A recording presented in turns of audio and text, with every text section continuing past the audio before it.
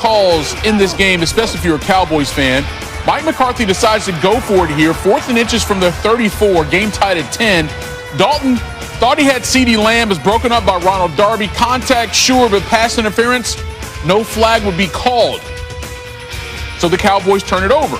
Ensuing drive for Washington, they're inside the 5. Alex Smith, Logan Thomas, now they're in the end zone.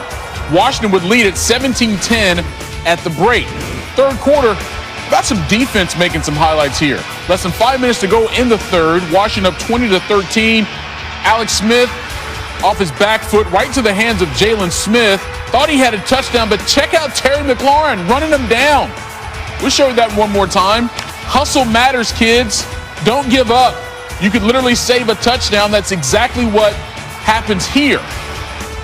Because the Cowboys get it offensively, thinking they had a touchdown there. CeeDee Lamb, nope. They would have to settle for a field goal. So it's 20-16, Washington leads. More trouble for Dallas. 4th and 10 from their own 24. Cowboys run a fake punt. Cedric Wilson is going to be tackled for a huge loss. But check this out. They had a wide open receiver for a first down. It was there. Wilson never saw him or never looked up. McCarthy had to answer a few questions about that. We're trying to generate a big play at that point in the game. Prior, the information that you look for going into it, it was a solid call. On the big punt call, do you ever consider the negative part of it and say, okay, we're in this game, it's a 4-point game, let's just punt it and see if we can get a stop? Well, you won't get anywhere if you're thinking about negatives all the time. Obviously it was a solid play call. It's a good play design. Their gunner made a good play, came off of it. He put us in a high-low read. That's the nature of those plays. You can never convert them, obviously, if you don't call them and if you don't believe in them.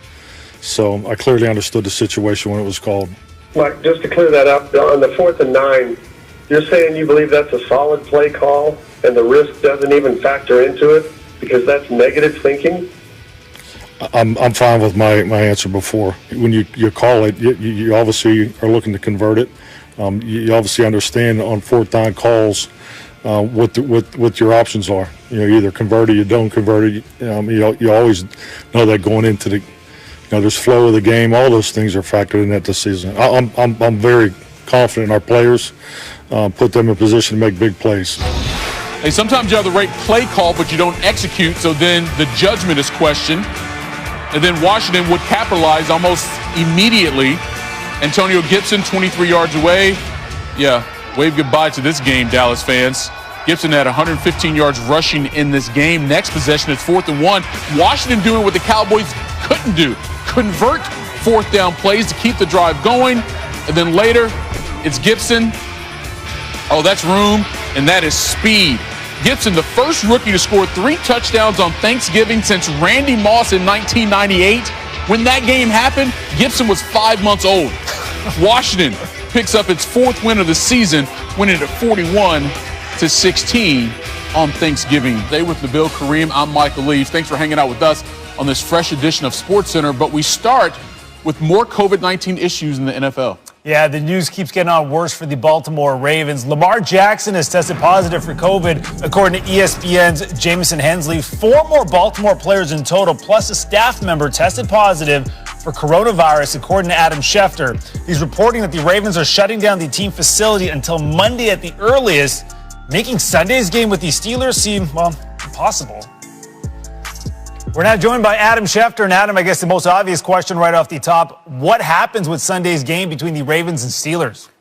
Listen, there are divergent point of views here, Nabil. I think if you ask the NFL, the league has said up until tonight that the game would be on Sunday at 1:15 Eastern. But that was before 4 more players tested positive and 1 more Ravens staffer tested positive. Now we've got close to a dozen players who have tested positive. We've got a number of staffers that have tested positive. And I think in the health and safety interests that it's hard to play the game when John Harbaugh, the head coach, told his players on Thanksgiving night that they're not going to be allowed back into the building until Monday at the earliest. So if they're not allowed back in the building until Monday at the earliest, you can only imagine how difficult it would be to play a game on Sunday.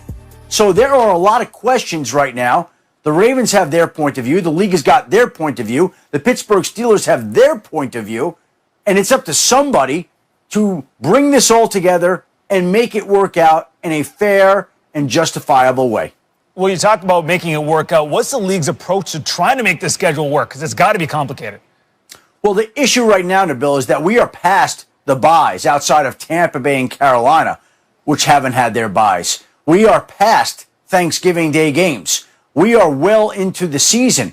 And so some of the wiggle room and flexibility that the NFL had earlier in the season when it juggled the schedule isn't really there anymore. So now, does the NFL go to the scenario that it's talked about a few weeks ago where it expands the playoff field from 7 to 8 teams in each conference? Now, if it does that, the irony here would be that Pittsburgh right now is the number 1 seed in the AFC.